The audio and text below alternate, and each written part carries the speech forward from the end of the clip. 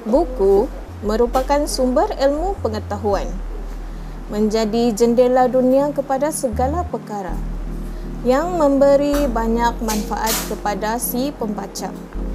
Di sekolah, pusat sumber merupakan medan perkumpulan buku-buku terbaik serata negara dan dunia tersedia untuk dibaca oleh semua murid. Tahun-tahun sebelum ini, terutama sepanjang pandemik COVID-19, pusat sumber sekolah tidak dapat diurus selia dengan baik. Pada tahun ini, tahun 2022, pusat sumber sekolah memulakan proses transformasi menjadi pusat sumber yang lebih ceria, berfungsi dan efisien. Proses transformasi ini merangkumi keceriaan, kebersihan, kelengkapan dan ke arah pendigitalan. Tidak hanya jawatankuasa pusat sumber sekolah hanya bertindak, proses ini disokong oleh banyak pihak, guru-guru, rakan-rakan 2K, pihak swasta, ibu bapa dan murid-murid sendiri. Alhamdulillah, kita dapat lihat banyak pihak menyumbang tenaga, masa dan macam-macam idea baik. Sebilangan mereka ada juga yang menyumbang kelengkapan pusat sumber, tidak kurang makanan dan juga minuman.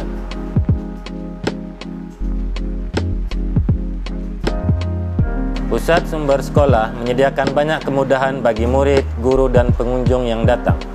Kemudahan ini bagi memastikan pusat sumber sekolah memberi fungsi penuh sesuai dengan namanya.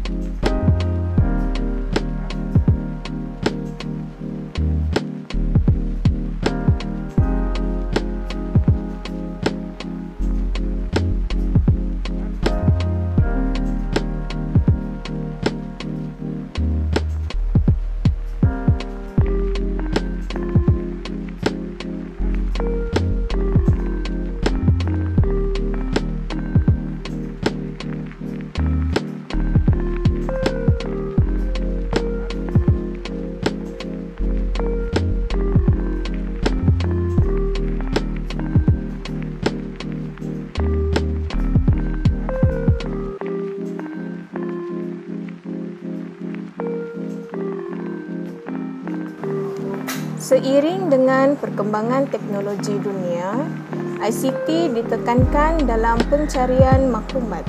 Sudut ICT diperkenalkan dengan meletakkan internet dan komputer di tengah-tengah pusat sumber.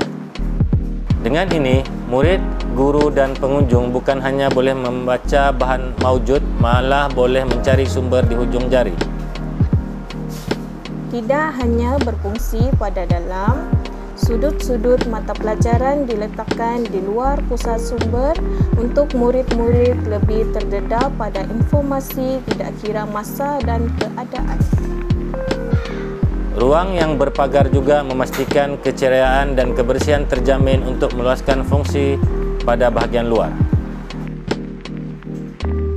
Untuk mendekatkan diri dengan masyarakat, tersedia kumpulan Facebook rasmi sekolah yang meletakkan informasi dan gambar aktiviti-aktiviti terkini.